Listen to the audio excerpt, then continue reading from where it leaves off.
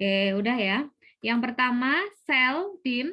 Nanti sel itu yang kita pelajari, itu sel dibagi menjadi 3 komponen dasar. Yang pertama adalah sel yang dibentuk oleh membran sel. Membran ini ada yang nyebut dengan selaput, ya, ada yang nyebut dengan dinding, Dim. Nah, itu namanya membran. Kemudian kalau sitoplasma itu bagian yang cairnya, gampangannya kayak gitu. Kemudian inti sel itu ibaratnya adalah kepala sekolah.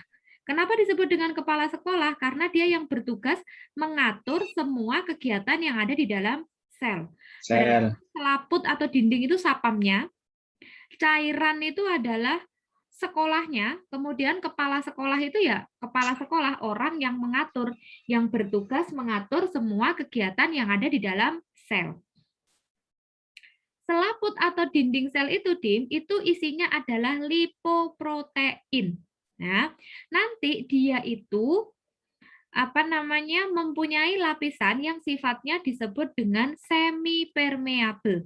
Kenapa disebut dengan semi permeable? Karena dia itu tugasnya mengizinkan atau tidak mengizinkan benda-benda asing masuk ke dalam selnya itu sendiri. Ya. Kemudian kalau sitoplasma isinya ada 3, ada yang organik, ada yang anorganik, sama ada organel. Zat organiknya, kamu ingat-ingatnya itu PKL. Biasanya kan kita identik PKL itu pedagang kaki 5, toh. Ya. Nah, zat organik kalau di sitoplasma itu PKL. Apa? Protein, karbohidrat, dan lemak. Jadi ingatnya adalah PKL. Kemudian KL. zat anorganiknya ada air, garam mineral, asam, basa. Nah, kemudian organelnya ada lisosom, mitokondria, ribosom, dan badan Golgi. Nanti ada juga dan ada beberapa organel lain. Nanti kita pelajari satu persatu sama harus hafal gambarnya. Oke, berarti di sini Budiana turun dulu ya. Kenapa Budiana turun? Karena nanti di bawah itu ada tugasnya. Tugasnya membran sel itu untuk proteksi. Proteksi itu berarti melindungi. Kemudian transportasi, nanti membran sel bisa transport aktif, bisa transport pasif. Kemudian tugasnya adalah reseptor untuk menerima rangsangan. Nah, berikutnya, sekarang ringkasan materinya. Nah, sel itu kalau ditanya, Dim, dia adalah unit terkecil dari suatu organisme. Nanti sel-sel gabung baru jadi jaringan kalau dia mempunyai bentuk dan ukuran yang sama. Nah, berdasarkan jumlah selnya, kalau uniseluler namanya bersel satu, berarti selnya cuma satu tok. Kalau multiseluler, multi berarti artinya banyak. Nah, berdasarkan ada tidaknya inti, kalau prokariotik depannya pro artinya tidak, pro itu tidak memiliki membran inti. Kemudian eukariotik memiliki membran inti. Nah, orang yang pertama kali menemukan atau melihat sel itu adalah orang yang pertama kali menemukan mikroskop. Dia adalah Anthony van Leeuwenhoek. Ya, tapi kalau yang pertama kali melihat sel pada jaringan pada tumbuhan adalah Robert Hooke. Ya, jadi dua orang itu beda peran ya, Dim ya. Kalau Anthony van Leeuwenhoek ya, Anthony ini dia melihat menemukan mikroskop, kalau Robert Hooke itu menemukan sel yang ada pada tumbuhan. Nah, di gambar ini adalah macam-macam bentuk dan ukuran selnya. Sekarang kita bahas sel terdiri dari 3 struktur dasar. Ada membran atau plasma, intinya isinya adalah tadi kan PKL, protein, karbohidrat, dan lemak. Nah, lipid itu lemak, Dim. Berarti terdiri dari fosfolipid, lemak yang bersenyawa dengan fosfat, glikolipid bersenyawa dengan karbohidrat, dan sterol, misalnya adalah kolesterol. Nah, berarti kata kuncinya lipid itu ya lemak. Kemudian kalau protein nanti ada protein perifer. Ya, protein perifer itu hidrofilik, artinya dia itu suka dengan air. Ya. Kemudian ada protein integral. Terus yang kedua ada inti sel, Dim. Inti sel tadi isinya adalah DNA dan histon. Ya, karena tugasnya mengatur semua kegiatan yang ada di dalam sel serta melakukan replikasi. Kamu tahu maksudnya replikasi, Dim? Replikasi itu penggandaan. Jadi selnya dari 1 menjadi 2, 2 menjadi 4, dan seterusnya.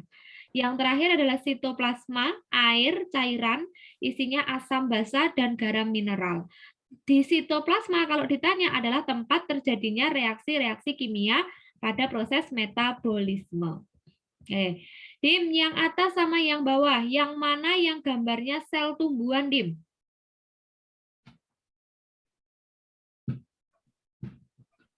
Halo, Dim? Yang sel tumbuhan. Yang A atau yang B? Yang A, karena punya Betul. dinding. Yang A tuh punya dindingnya, berarti sel tumbuhan. Sekarang, Bu Diana tunjukkan soal yang sering keluar nanti kalau di soal. Yang sering keluar nanti kalau di soal, Dim, nukleus itu jarang keluar, karena nukleus itu pasti di tengah. Nukleus ini, kalau ini punyanya yang tumbuhan, nukleus. Kemudian kalau punyanya hewan, yang ini, merah ini. Oke. Yang sering keluar lagi nanti adalah pasti mitokondria. Dua-duanya punya mitokondria. Mitokondria itu bentuknya kayak apa ya nyebutnya? Kamu nyebutnya apa kayak gini nih? Kalau Bu Dena sih nyebutnya kayak tahu. Kalau ini ibarat bakso ya. Nukleus itu pentolnya kan? Pentolnya. Kemudian mitokondria itu ibarat kayak tahu gorengnya. Gorengannya. Kamu nyebutnya apa? Mitokondria. Kalau misalkan ini semangkok bakso. Ya. Kemudian nanti yang pasti ditanya lagi adalah retikulum endoplasma. Dua-duanya pasti punya retikulum endoplasma. Ada yang kasar sama punya retikulum endoplasma yang halus. Dua-duanya pasti punya retikulum endoplasma.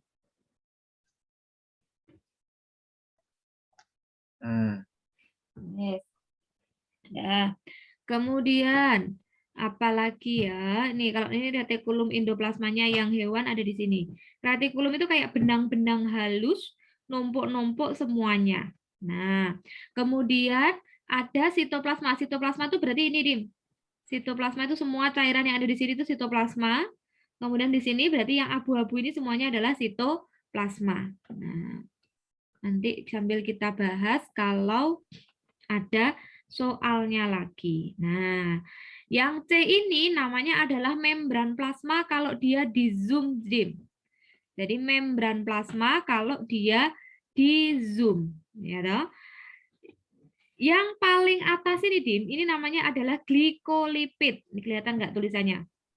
Ini adalah glikolipid. Glikolipid itu berarti lemak yang bergabung sama karbohidrat. Kemudian yang panjang bercabang-cabang ini namanya adalah glikoprotein. Berarti dia itu adalah protein yang bergabung dengan karbohidrat. Kemudian ada bagian yang di sini namanya adalah saluran hidrofilik. Berarti kalau nanti namanya saluran hidrofilik, Dim, saluran itu bisa dilalui oleh air. Karena nanti kalau ada yang namanya hidrofobik tidak bisa dilalui oleh air. Jadi pagar-pagar yang hitam ini, Dim, ini namanya hidrofobik. Yang Bu Dina gambar segitiga ini hidrofobik. Tidak bisa ditembus air. Berarti air hanya bisa lewat yang putih-putih. Karena yang putih-putih namanya adalah saluran hidrofilik. Kalau yang hidrofobik tidak bisa ditabrak sama air. Oke. Sampai sini paham nggak, Dim?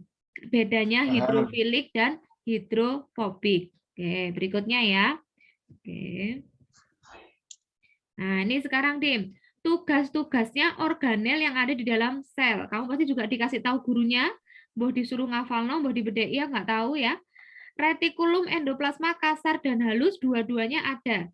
Tugasnya retikulum itu pokoknya untuk mencerna. Nah, apa bedanya kasar sama halus? Yang kasar untuk mencerna protein, yang halus, lebih halus gunanya untuk lemak, mencerna lemak. Kemudian kompleks Golgi, nama lainnya adalah badan Golgi. Badan Golgi itu kata kuncinya, Dim, untuk pembuangan sampah. Nah, kalau Bu Diana sih ngomongnya dia pembuangan sampah. Nah, ini penimbunan, ya toh, sementara transport makromolekul, pembentukan lisosom. Nah, berarti dia kompleks Golgi adalah untuk pembuangan sampah atau kalau di manusia namanya adalah ekskresi. Kemudian ribosom, dua-duanya punya. Nah, tugasnya untuk apa? Mensintesis polipeptida. Lisosom dua-duanya punya untuk mencerna makanan. Nah, peroksisom yang tidak punya tumbuhan karena peroksisom hanya dimiliki oleh hewan. Gunanya untuk memecah H2O2. Nah, kalau H2O kan air. Kalau H2O2 itu adalah metaboliknya air untuk menghasilkan H2O dan oksigen. Oke, Bu Diana turun lagi. Glioksisom. Glioksisom itu tumbuhan punya, hewan nggak punya, menghasilkan enzim. Ya, vakuola sebenarnya vakuola pada hewan itu ada, tetapi pada tumbuhan itu gede banget vakuolanya. Kalau pada hewan itu kecil-kecil, jadi saking kecilnya dianggapnya tidak ada, karena vakuola itu tugasnya adalah untuk menyimpan cadangan makanan, menimbun senyawa kimia. Berarti kan kata kuncinya menyimpan cadangan makanan. Kemudian mitokondria itu untuk respirasi, untuk menghasilkan energi. Plastida, nama lainnya adalah klorofil kloroplas. Berarti plastida hanya dimiliki oleh sel tumbuhan atau sel hewan, Dim? Plastida berarti hanya dimiliki. Plastida itu nama lainnya kloroplas. Nah, betul, berarti dimiliki oleh tumbuhan. Kemudian ada sitoskeleton, kemudian ada sentrosom. Nah, sekarang macam-macam transport membran. Nah, ini yang tadi kamu tanya ya, Dim ya. Disebutnya adalah bioproses. Benar? Berarti ada apa saja di sini? Kamu dijelasin gurunya apa? Difusi dijelasin sama gurunya? Difusi. Oke. Kemudian osmosis? Osmosis, ya. Iya, wali ane difusi kan osmosis, selalu pasangan, toh? Kemudian ada transport aktif, kemudian endositosis dan eksositosis. Difusi yang difasilitasi ini sebenarnya adalah nama lain dari difusi juga, cuma bedanya yang ini difasilitasi, yang ini enggak. Berarti secara spontan. Kita bahas satu-satu dari difusi ya, Dim ya? Ya. Difusi itu disebut dengan tipe transport pasif. Namanya pasif itu berarti tidak membutuhkan energi, Dim. Berarti berjalan begitu saja. Arah perpindahannya dari konsentrasi tinggi ke konsentrasi rendah. Ya toh? Kondisinya itu tidak perlu ada pagernya. Jadi pokoknya kamu bayangin difusi itu adalah perpindahan air. Air itu kalau di SD kan jalannya dari mana? Dari daerah tekanan tinggi, daerah ke tekanan yang lebih rendah. Kan gitu toh? Nggak peduli ada tutupnya atau apa, dia pasti bisa lewat. Itu namanya difusi. Ya. Kemudian, kalau difusi yang difasilitasi tetap pasif, tetap dari tinggi ke rendah. Nah, bedanya dia diantar. Diantar oleh siapa? Ada namanya protein channel. Nah, karena difasilitasi berarti ada channelnya. Ada yang mengantarkan air itu. Biasanya terdiri dari glukosa dan asam amino. Berarti masuk ke dalam tubuh kita ada yang ngantar. Contohnya makanan, gula, ya kan? Channelnya mereka, ya. Kemudian osmosis. Osmosis itu kebalikannya difusi, Dim. Dia dari rendah ke tinggi. Kalau difusi tadi tinggi ke rendah, kalau osmosis rendah ke tinggi. Nah, rendah ke tinggi itu biasanya mineral pada tumbuhan. Mineral itu kan diambilnya dari akar, dibawa ke tumbuhan. Nah, tapi harus lewat yang namanya membran semipermeabel. Kenapa disebut dengan membran semipermeabel? Karena dia itu satu-satunya yang bisa milih siapa yang boleh masuk, siapa yang tidak boleh masuk. Apakah butuh energi? Tidak. Semua yang pasif-pasif ini tidak butuh energi. Yang butuh energi itu hanya transport aktif, endositosis, dan eksositosis. Makanya biasanya ada yang nuliskan seperti ini, Dimas. Transport Ya, tipe transport itu ada dua. Ada tipe transport yang aktif, berarti membutuhkan energi. Ada tipe transport yang pasif, tidak membutuhkan energi. Yang aktif itu apa saja? 1, transport aktif. 2, endositosis. Yang ketiga adalah eksositosis. Kalau yang pasif, difusi, kemudian sama osmosis. Sampai sini bisa diterima di macam-macam tipe transport atau bioproses pada sel. Berarti dibagi jadi dua ya, ada aktif, ada pasif. Yang aktif transport elektron, endositosis, dan eksositosis. Yang pasif ada difusi dan osmosis. Ya kan? Oke. Berikutnya. Osmosis tadi tidak perlu energi. Oke, sekarang kita bahas yang aktif, Dim. Transport aktif, jelas aktif, berarti dari, namanya dia butuh energi, dia dibawa dari rendah ke tinggi. Berarti transport aktif ini mirip sama difusi atau mirip sama osmosis, Dim? Mirip sama rendah ke tinggi loh, rendah ke tinggi. Osmosis. Betul, tetapi bedanya kalau osmosis tidak membutuhkan energi. Kalau dia butuh energi dalam bentuk ATP. ATP itu adenosin trifosfat. Contohnya apa? Ion, gula, dan asam amino. Kemudian endositosis itu aktif. Dia tidak tinggi ke rendah atau rendah ke tinggi. Endo, do itu dalam. Masuk ke dalam. Berarti memasukkan zat ke dalam sel. Caranya bisa macam-macam. Bisa dengan cara fagositosis. Fagositosis itu dicaplok, Dim. Atau dengan cara pinositosis. Pinositosis itu nempel, kemudian masuk pelan-pelan. Kalau fagositosis itu dicaplok. Ya. Kemudian eksositosis. X itu ekso, keluar. Berarti dia itu mengeluarkan zat keluar sel. Zat yang dikeluarkan biasanya terbungkus dalam kantung membran atau disebut dengan vakuola. Contohnya sekresi enzim pencerna ke dalam usus. Nah, itu bedanya difusi osmosis, transport elektron, endositosis, dan eksositosis. Nah, berikutnya, Dim. Nah, namanya protein channel itu yang hijau-hijau nih loh, Dim. Yang akan mengantarkan difusi terfasilitasi. Ya. Oke, dah. Kemudian, nah sekarang kalau endositosis dan eksositosis.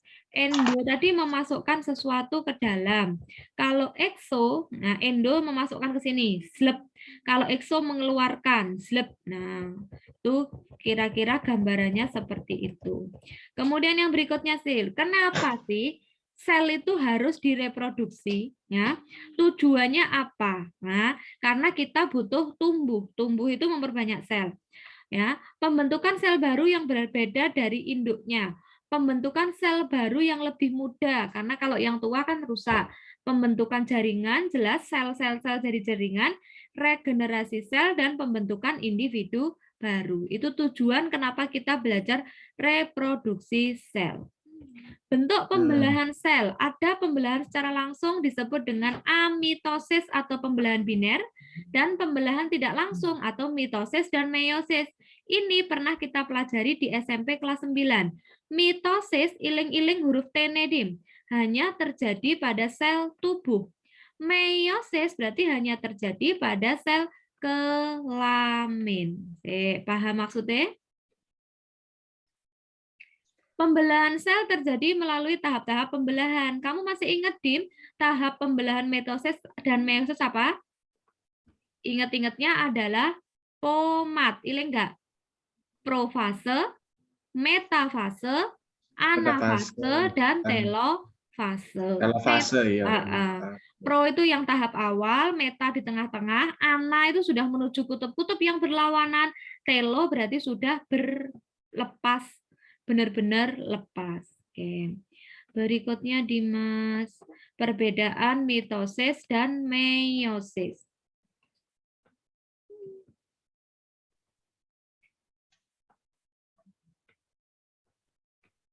Sekarang perbedaannya, mitosis, eling-eling huruf T, Dim, terjadi pada sel tubuh, meiosis, pembentukan gamet, dari sel kelamin. Mitosis, organisme bisa jadi pada usia muda, dewasa, ataupun tua. Tapi kalau meiosis hanya bisa terjadi pada usia dewasa.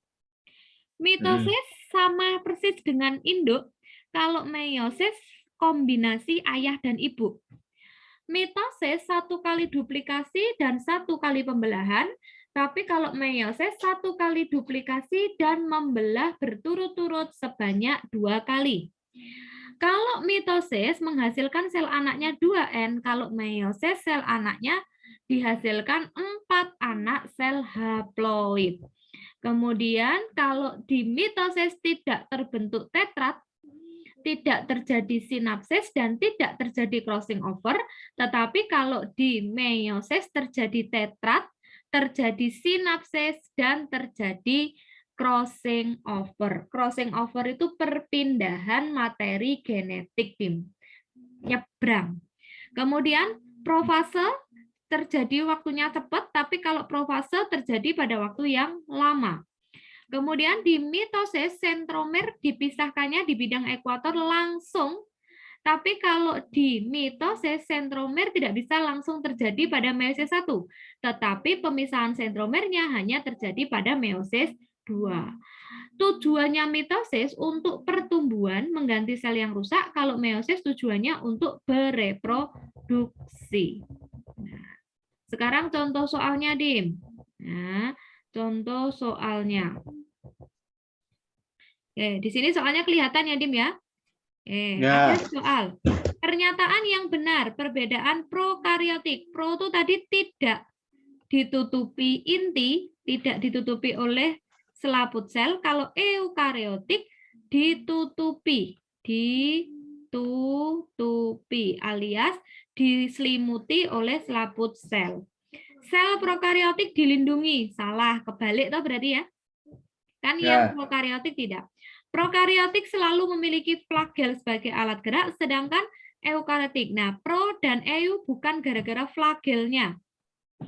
Nah, kromosom sel eukariotik berada di dalam inti. Nah, kemudian kromosom prokariotik berada di dalam sitoplasma. Tadi jawabannya yang C. Protoplasma dilapisi membran. Nah, sedangkan protoplasma tidak dilapisi membran.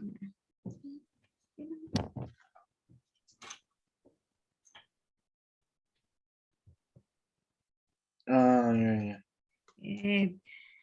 ini kan bukan gara-gara dilapisi membran dan tidak ya kan? Oke, tapi inti selnya. Kemudian yang E, sel prokaryotik tidak memiliki DNA, juga bukan perkara DNA. Berarti jawabannya nomor 1 yang C. Dalam. Ini disiram. Kemudian nomor 2, Dim. Nah, ini ada ciri-ciri organel, Dim. Memiliki vesikel terbentuk dari badan Golgi, mengandung enzim-enzim hidrofilitik. Hidrofil berarti tadi doyan air apa enggak? Hidrofil. Hidrofilik, doyan air enggak? Doyan air. Iya enggak, Nak. Doyan air. Melakukan pencernaan intraseluler. Intraseluler itu berarti di dalam sel. Di dalam sel. Pencernaan, ada kata kunci pencernaan. Mitokondria, kata kuncinya menghasilkan energi atau untuk respirasi. Retikulum endoplasma, kata kuncinya sintesis atau pencernaan juga, tetapi khusus untuk pencernaan apa? Protein dan lemak. Kalau yang retikulum endoplasma kasar untuk yang protein, kalau yang halus untuk yang lemak. Badan Golgi, tadi Bu Diana bilang dia itu mirip tempat sampah. Berarti untuk ekskresi. Ekskresi.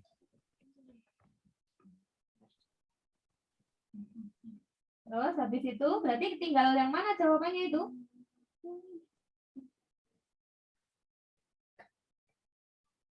Berarti jawabannya tinggal yang mana, Dim? Tinggal lisosom dan ribosom. Berarti kalau sudah ada kata-kata pencernaan, jawabannya lisosom apa ribosom?